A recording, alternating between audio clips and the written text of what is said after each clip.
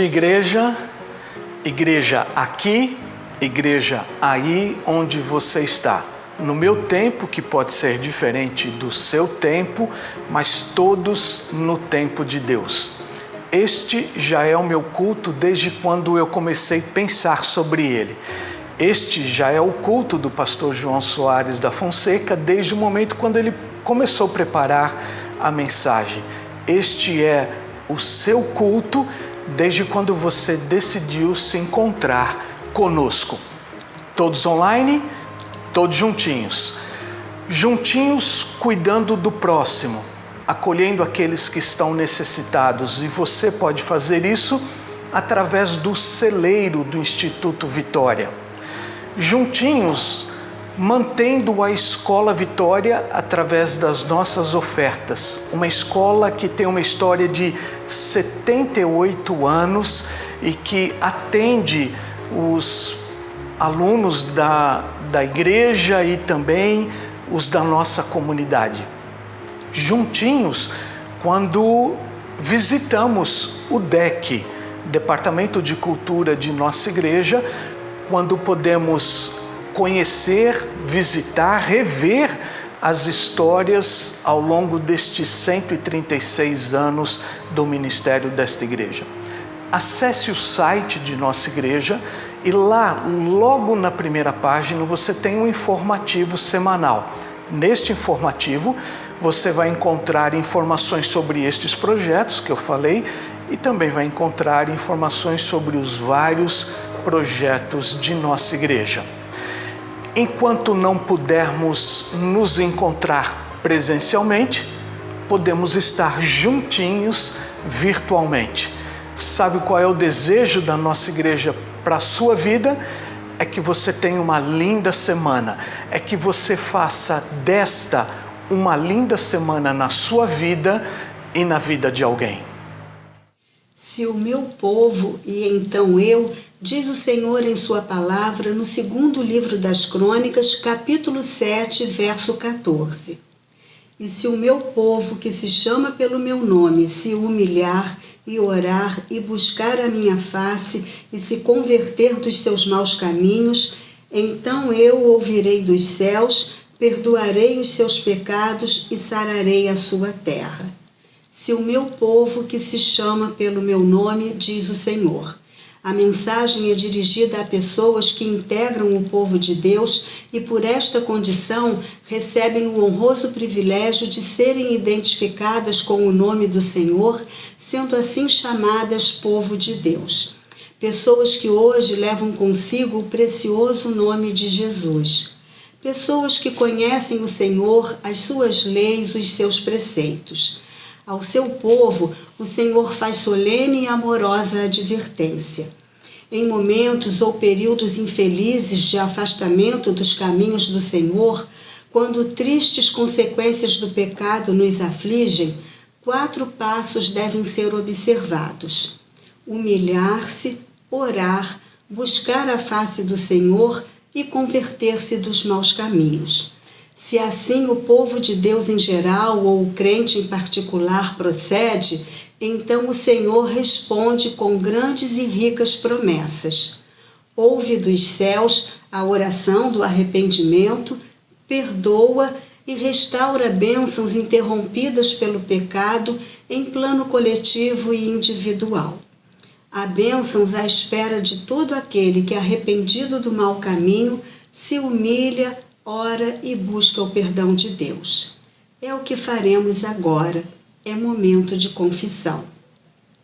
Senhor, somos o teu povo remido pelo precioso sangue de Jesus. Quanto desejamos honrar o teu nome em nosso viver. Com arrependimento pelos momentos em que falhamos e nos afastamos dos teus caminhos, dos teus propósitos, estamos agora humildemente orando, buscando a tua face e pedindo o teu perdão, agradecidos pela tua promessa de que, se assim o teu povo fizer, então o Senhor ouvirá dos céus. Oramos em nome de Jesus. Amém. Olá, família PIBRJ! Nós somos a família Rodrigues Araújo. Estamos daqui de casa acompanhando o culto online. Estamos com saudade. Meu nome é Aline. O meu é Clarice. O meu é Vitória. O meu é Valdelice. Josemar. O meu é Thalita. O meu é Brenda. Eu lhes disse essas coisas para que em mim vocês tenham paz. Neste mundo vocês terão aflições. Contudo, tenham ânimo. Eu venci o mundo. Fiquem em casa, protejam-se, usem máscara.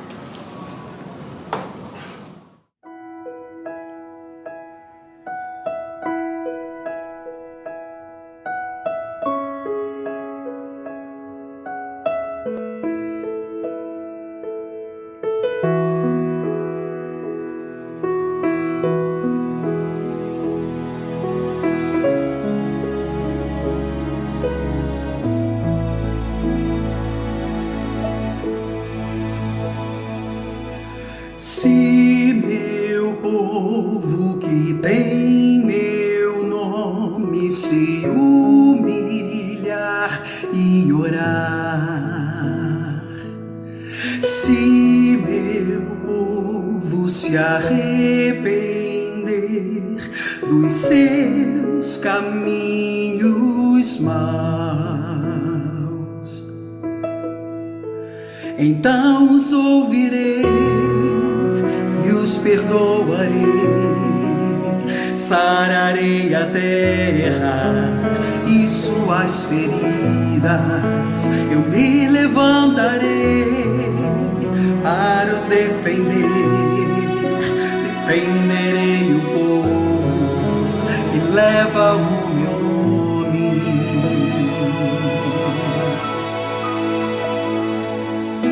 Se buscares a minha face ao invés das minhas mãos, se orares uns pelos outros e não por coisas vãs, então os ouvirei e os perdoarei, sararei a terra e suas feridas, eu me levantarei para os defender, defenderei o povo que leva o meu nome, então me lembrarei das minhas promessas, ouvirei as preces e sararei a terra, os erguerei de novo, ainda nesse tempo, como um só povo que pede por renovo.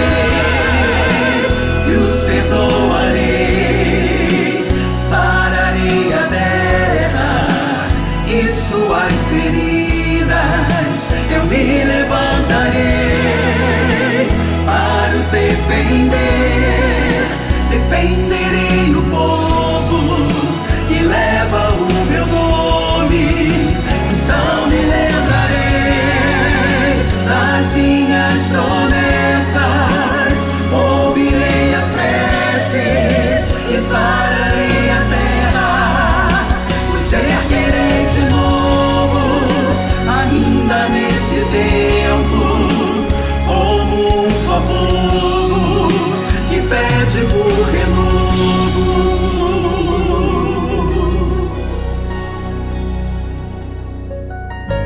Se o meu povo, que se chama pelo meu nome, se humilhar e orar e buscar a minha face e se converter dos seus maus caminhos, então eu ouvirei do céu, perdoarei os seus pecados e sararei a sua terra. então os ouvirei e os perdoarei. Sararei a terra e suas feridas, eu me levantarei para os defender. Defenderei o povo que leva o meu nome, então me lembrarei das minhas promessas. Ouvirei as preces e sararei a terra, os erguerei de novo, ainda nesse tempo, como um só povo que pede por retorno. No nome de Jesus.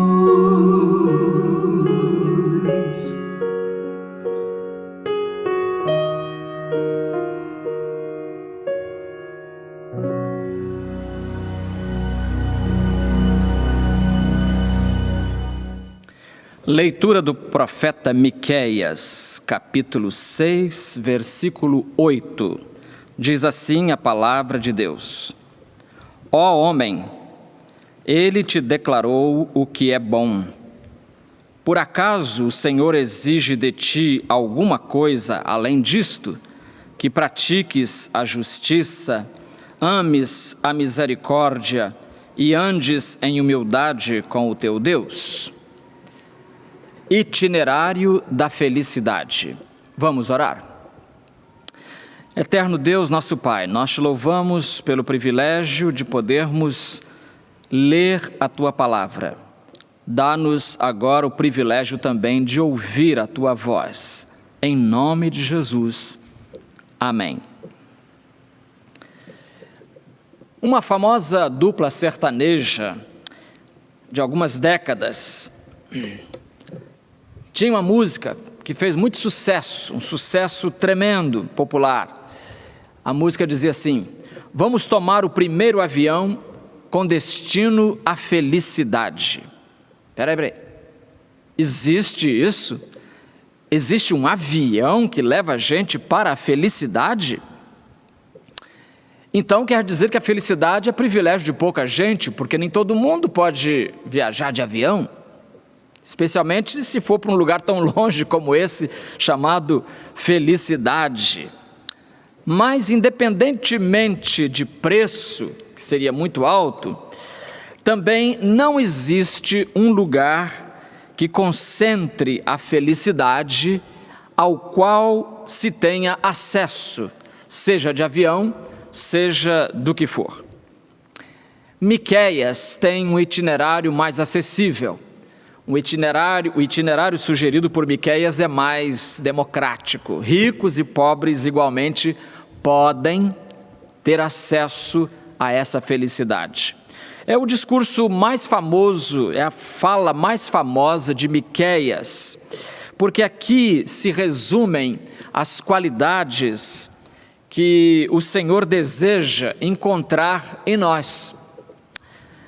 E o próprio Senhor Jesus falou disso. Você lembra em Mateus 23, ele denunciou a hipocrisia dos fariseus, que davam o dízimo certinho de tudo, inclusive dos temperos e especiarias, mas descuidavam da justiça, da misericórdia e da fé. Um erudito alemão chamado Gerhard von Rad diz que esse texto de Miqueias é a quintessência dos mandamentos como os profetas os entendiam. Um outro autor diz que o melhor resumo do conteúdo da religião prática a ser encontrado no Antigo Testamento é esse aqui.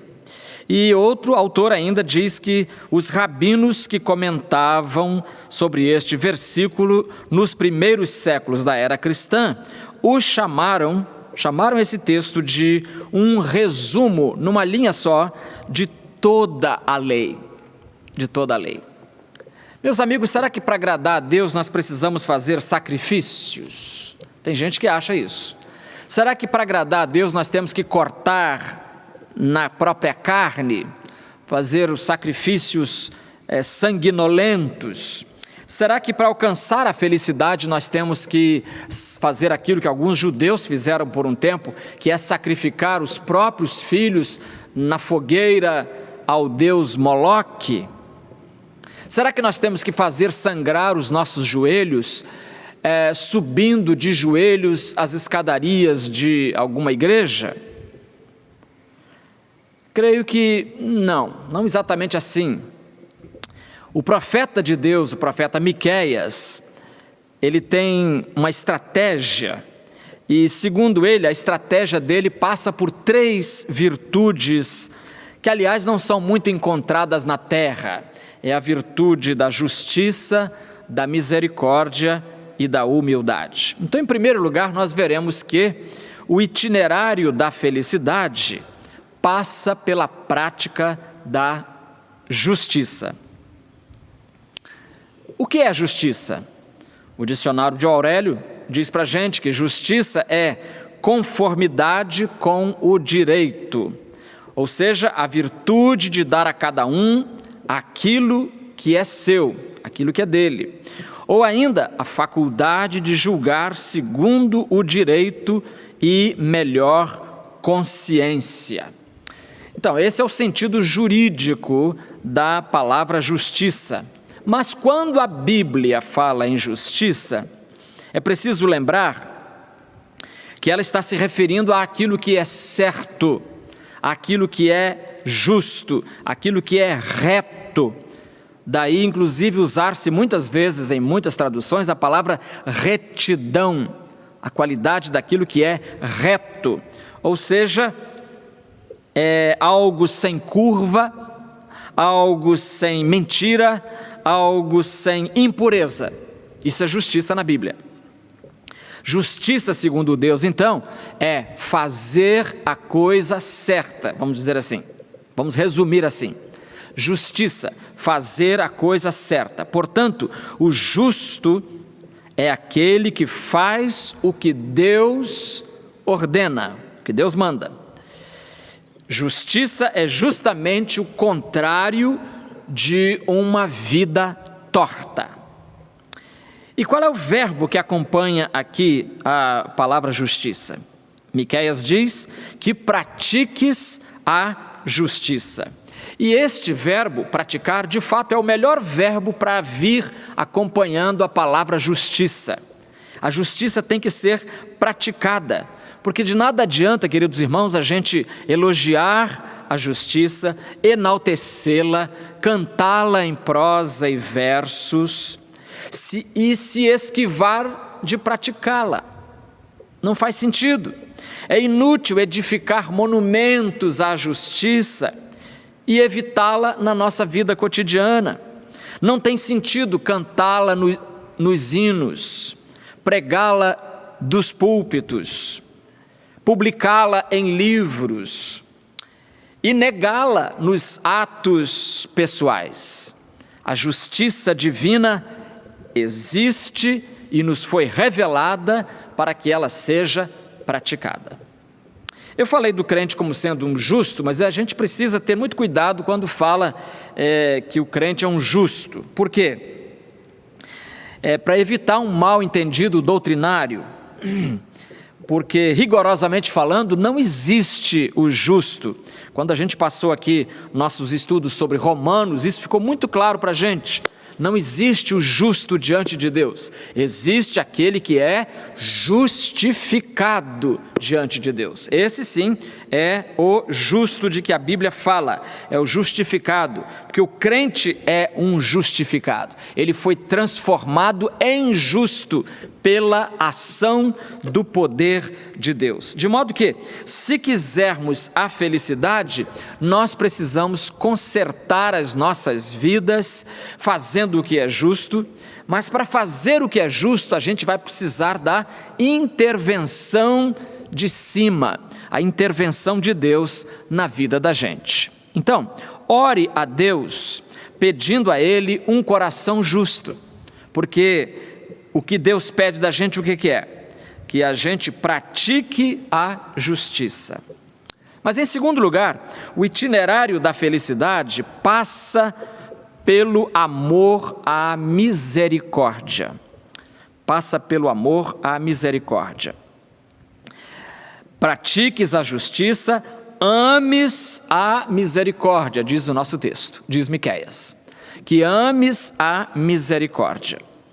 E essa palavra misericórdia aqui é interessante porque na língua original ela significa graça, significa favor, significa misericórdia, exatamente como está aqui nessa tradução. A antiga, muito antiga tradução da Bíblia, a tradução do Antigo Testamento, que foi escrito em hebraico, mas a tradução foi feita para o grego, uns 200 anos antes de Cristo nascer, foi feita essa tradução em Alexandria, e foi feita por 70 sacerdotes, e por isso ela é chamada até hoje de a versão dos 70. E essa teria sido a tradução que Jesus usou, Paulo usou, as igrejas primitivas usaram também. Então, essa tradução do hebraico para o grego, do Velho Testamento, quando chega essa palavra hebraica, que é a palavra hesed, os tradutores usaram uma palavra que nós conhecemos muito hoje, porque ela tem sido muito divulgada no meio evangélico e cristão em geral, que é a palavra grega ágape. Então, onde tem hesed no Velho Testamento em hebraico, os tradutores colocaram ágape, que é o grego para a mesma ideia. E o que é ágape? Ágape é aquele amor que se manifesta em Deus, que a gente conhece o modelo máximo em Deus, e é um amor que ama a todos indistintamente, é um amor que abarca a totalidade dos seres humanos. Foi esse amor que determinou a criação dos seres humanos, foi esse amor que determinou a salvação dos seres humanos. Portanto, é um amor especial. Não tem comparação na terra. Então, é algo muito mais amplo do que alguém traduzir aqui, por exemplo, que em vez de que ames a misericórdia, várias traduções traduziram, e que ames a beneficência. A beneficência. E aqui é bom lembrar que antigamente muitas igrejas batistas chamavam o ministério da ajuda de ministério, de caixa de socorros, ou, eu me lembro até pouco tempo, caixa de beneficência. E o que é a caixa de socorros ou caixa de beneficência? Além do dízimo, os crentes entregavam à igreja um percentualzinho para entregar, para ajudar as pessoas na travessia das dificuldades econômicas, especialmente. Então, os crentes contribuíam para essa caixa de socorros era chamada, ou caixa de beneficência. Mas a verdade é que a palavra aqui usada por Miqueias é muito mais do que beneficência, é muito mais do que levar 1 quilo de cereais ou trazer 1 quilo de cereais para o celeiro, para que ele possa ajudar a compor as cestas básicas e distribuir para as pessoas. É muito mais do que fazer o bem, muito mais do que beneficência. Hesed, a palavra aqui é mostrar favor, é favorecer, é ajudar, é não ter pressa em condenar alguém,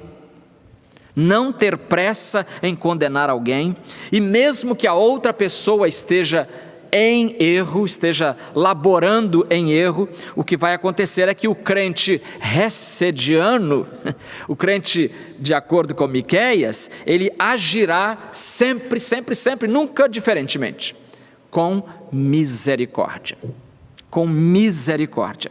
Jesus até contou uma parábola muito curiosa que nos ensina muita coisa sobre esta palavra e essa noção de misericórdia. É aquela parábola chamada no Novo Testamento, contada por Jesus e registrada em Mateus 18, 23 em diante, em que Jesus fala de 2 homens.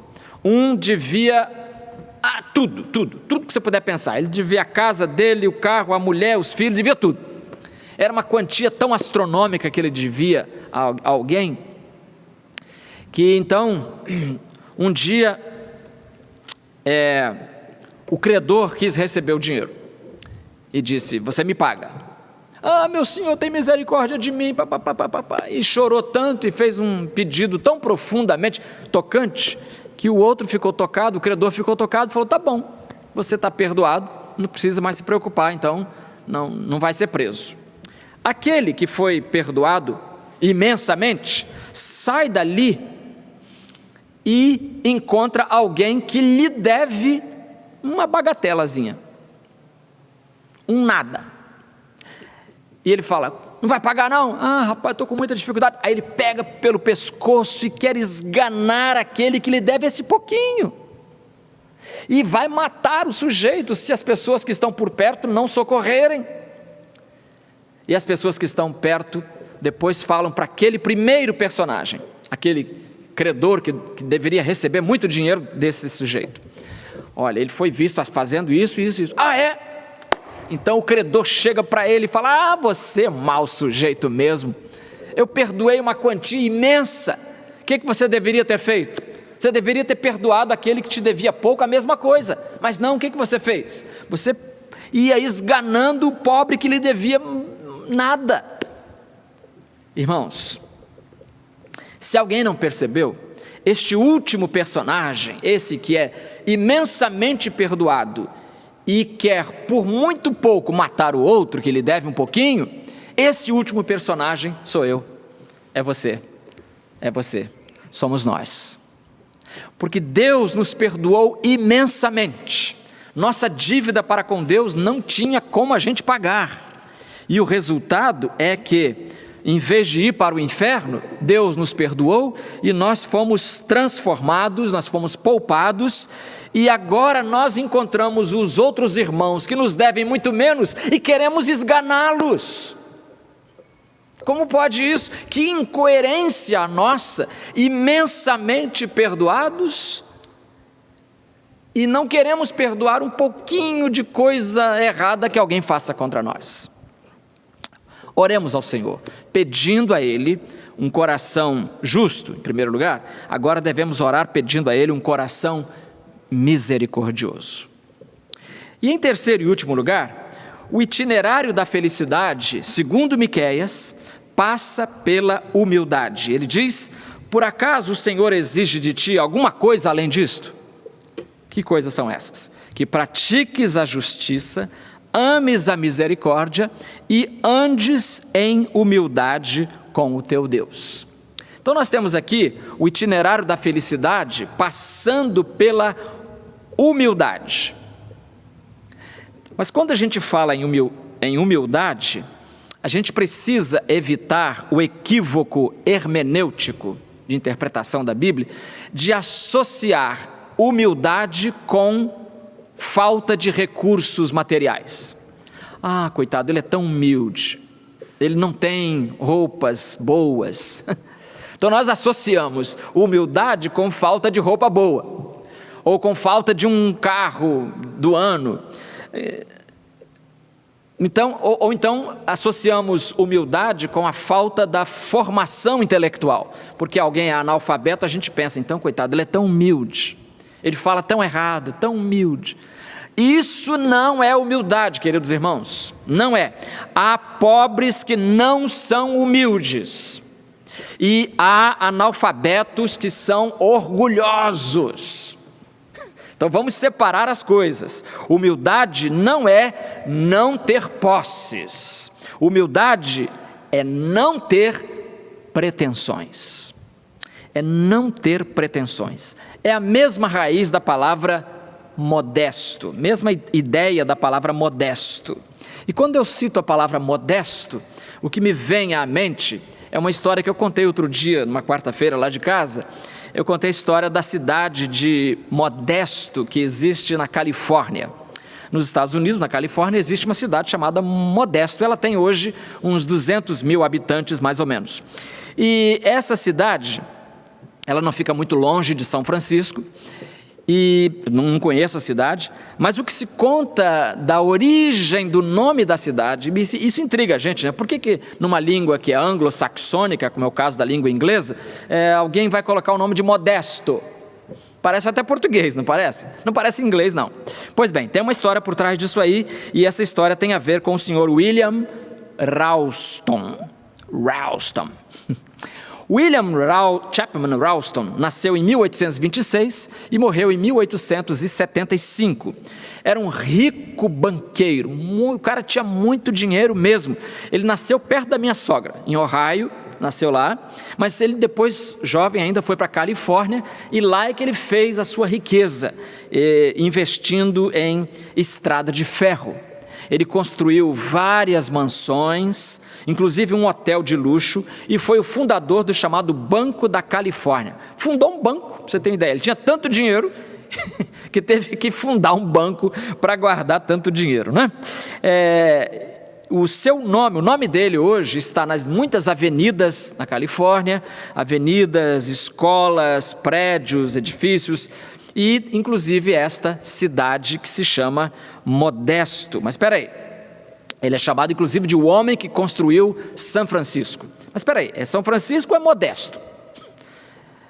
Acontece o seguinte, em 1870, a população de um lugarejozinho tinha uma estação de trem, o trem, ele investia em estrada de ferro, e o trem dele passava e parava nessa estação, e os habitantes, os moradores dela, eram pouca gente, eles queriam queriam colocar o nome dele na cidade que estavam organizando. Então, a cidade se chamaria William Ralston, ou só simplesmente Ralston, provavelmente.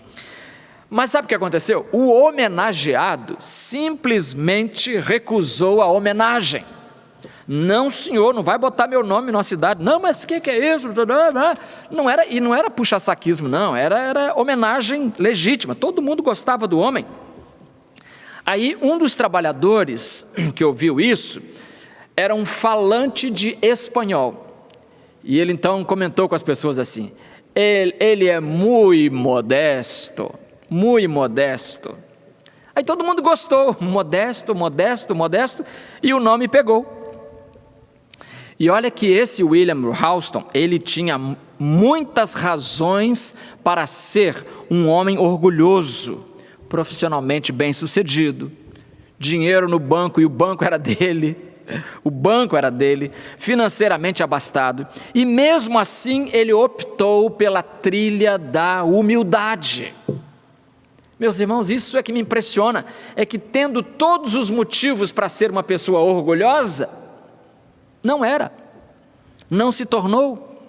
E a prova disso, da sua humildade, é que quando ele morreu, eu falei em 75, né, 1875, 27 de agosto de 75, ao sepultamento dele, compareceram 50 mil pessoas. Eu não disse que compareceram 50 pessoas, eu disse que compareceram 50 mil pessoas. Sabe que multidão é essa? Para você ter uma ideia, para você comparar, o Maracanã, agora que está reformado e novinho, ele comporta 78 mil pessoas. Imagina um Maracanã quase lotado, todo atrás de um caixão de uma pessoa. Essa experiência de Ralston, ou senhor modesto, muito modesto, essa experiência confirma muito de perto as palavras de Jesus, quando ele disse em Mateus 23, versículo 12, quem a si mesmo se exaltar, será humilhado, e quem a si mesmo se humilhar, será exaltado. E Pedro, que ouviu essas palavras de Jesus e aprendeu com ele a ser humilde, passou a ensinar também. Pedro escreveu em 1 Pedro 5 e 6, do mesmo modo, vós os mais jovens, sujeitai-vos aos presbíteros, ou, nota de rodapé da minha Bíblia, ou aos mais velhos, mesma coisa. Tende todos uma disposição humilde uns para com os outros, porque Deus se opõe aos arrogantes, mas dá graça aos humildes. Portanto, humilhai-vos sob a poderosa mão de Deus, para que Ele, a seu tempo, vos exalte. Alguém certa vez perguntou a Agostinho, Santo Agostinho famoso, qual era a primeira das virtudes, das graças religiosas? Qual é a maior delas? A primeira. Ele respondeu: a humildade. As pessoas anotaram. E, irmão Agostinho, qual é a segunda mais importante? Ele disse: a humildade. E eles escreveram a humildade. E eles perguntaram pela terceira vez, eu não sei por que perguntaram a terceira vez, porque já está óbvio a resposta, né? Qual é a terceira? E ele respondeu: a humildade. A humildade, meus queridos irmãos. E Miqueias é claro aqui: andes em humildade com o teu Deus. O grande pregador D.L. Moody contou que certa vez ele viu aquilo que se chama uma planta sensível.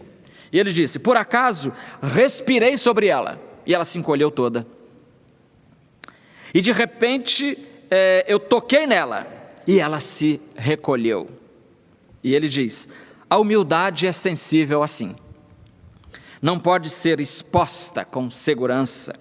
O homem que se ufana de ser humilde e de andar perto do mestre, continua Moody, o homem que se ufana, que se jacta de ser humilde, de andar perto do mestre, engana-se a si mesmo. Não consiste em pensar mal de nós mesmos, a humildade, mas em não pensar em nós mesmos de forma alguma. Se a humildade fica se elogiando, conclui Moody, se a humildade fica se elogiando, ela já acabou. Paulo era humilde também, né? Então, Jesus, Pedro, Paulo. Paulo, no ano 55 depois de Cristo, ele se descreve como o menor dos apóstolos e indigno de ser chamado apóstolo. 1 Coríntios 15, 9. O menor dos apóstolos e indigno de ser chamado apóstolo. E olha que para mim ele era o maior dos apóstolos. Para quem lê a Bíblia, Paulo era impressionantemente grande. Mas 6 anos depois, no ano 61, ele fala de si mesmo como sendo, abre aspas, o menor de todos os santos, Efésios 3:8. O menor de todos os santos, de todos os crentes. E entre 63 e 66, ele se autodenomina, aspas, principal dos pecadores, 1 Timóteo 1,15. Principal dos pecadores. Como é que pode? Alguém que tem a ficha que teve, que nem Paulo teve, e se considera o pior pecador, o menor dos apóstolos, o menor dos crentes. Meus irmãos, eu receio dizer que muitos de nós estamos muito longe desse padrão, e a gente precisa orar mais para chegar lá. Miqueias fala de andar humildemente diante de Deus, ele fala, né? Andes em humildade com o teu Deus. Ele não fala com os homens, não, com as pessoas, não. Por quê? Porque não é preciso. Porque quem é humilde diante de Deus, será humilde diante dos homens. Quem se humilha perante o Pai, vai ser humilde perante os irmãos. Porque é assim que Deus faz. O marido humilde, por exemplo, diante de Deus, vai ser um marido que vai tratar com humildade também a sua esposa. O filho que é humilde diante de Deus, vai ser humilde também perante os seus pais. Em outras palavras, é preciso ser humilde diante de Deus para que a gente seja humilde diante dos homens. Provérbios 11:2, o sábio ensinou o seguinte: quando vem a arrogância, se prepare, hein? A arrogância vem aí. Quando vem a arrogância, em seguida, ou seja, logo atrás, vem a desonra. Mas a sabedoria está com os humildes. Provérbios 11:2. Ou seja, ore a Deus, pedindo a Ele um coração justo, reto, não foi? Em segundo lugar, um coração misericordioso. E agora então, peça a Deus um coração humilde.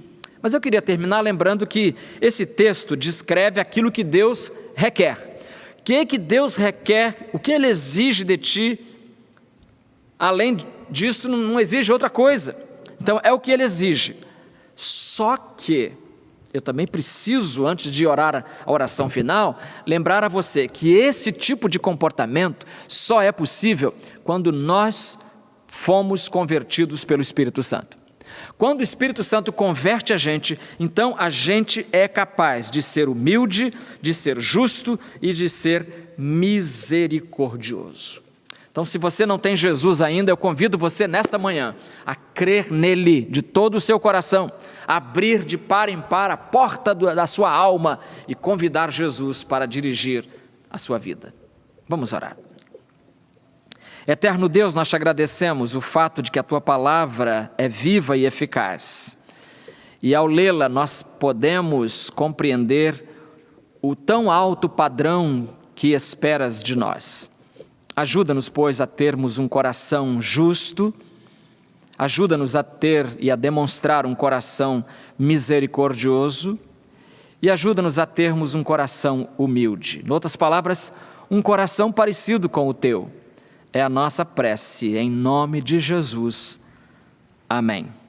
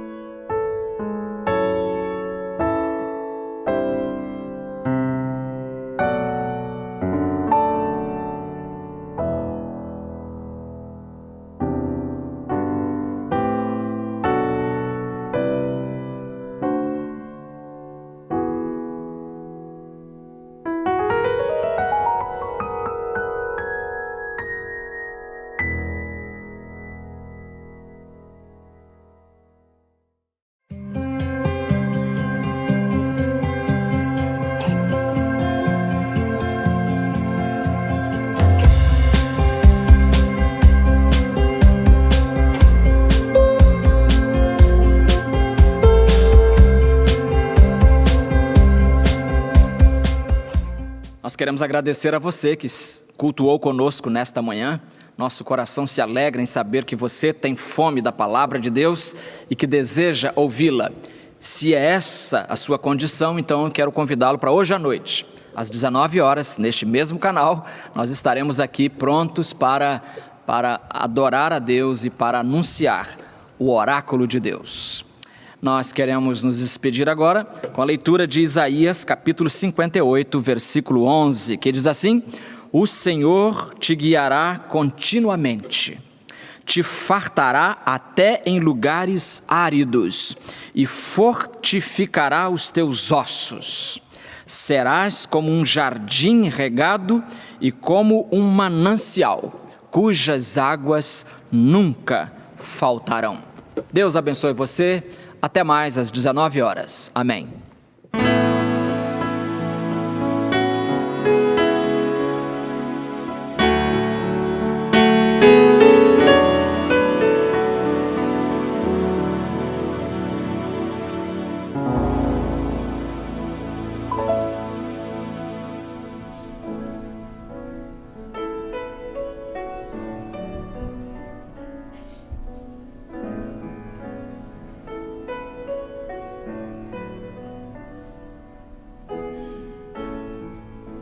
Acima de todos, acima de tudo, está o Senhor entronizado.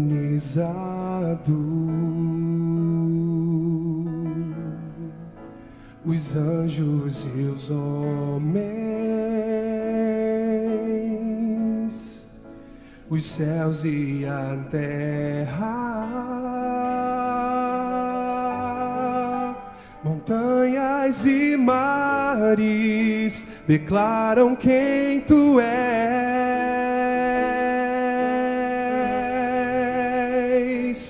Tu és Senhor e Rei, governas sobre o universo, justo e fiel,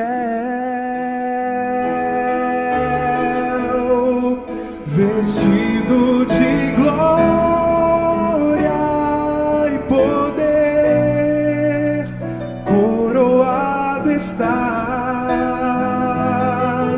para sempre reinarás, prostrados aos teus pés, erguemos o teu santo nome em adoração,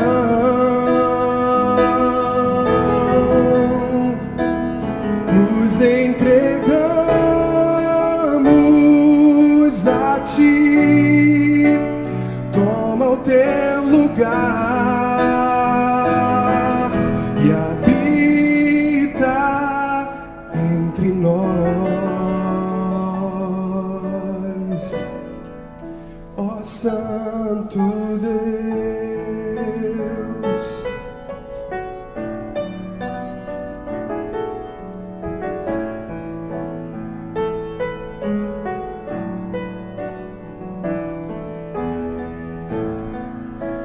Acima de todos, acima de tudo, está o Senhor entronizado. Os anjos e os homens, os céus e a terra, montanhas e mares declaram quem tu és. Tu és Senhor, tu és Senhor e Rei, governas sobre o universo, justo e fiel, vestido de glória e poder, coroado estás, para sempre reinarás, prostrados aos teus pés, erguemos o teu santo nome em adoração.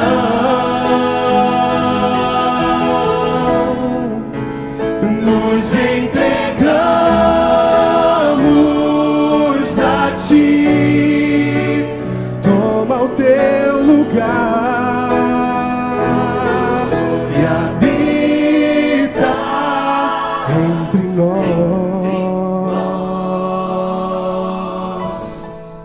ó Santo Deus, Santo Deus, Santo Deus, ó Santo Deus, Santo Deus, Santo Deus, Santo Deus, ó Santo Deus,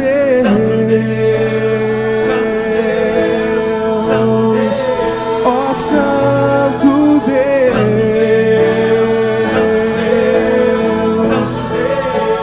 tu és santo,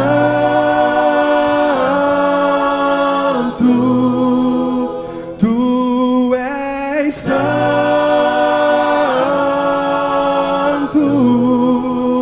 tu és santo,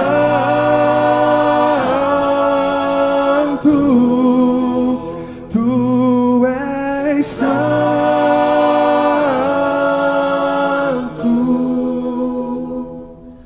tu és Senhor e Rei,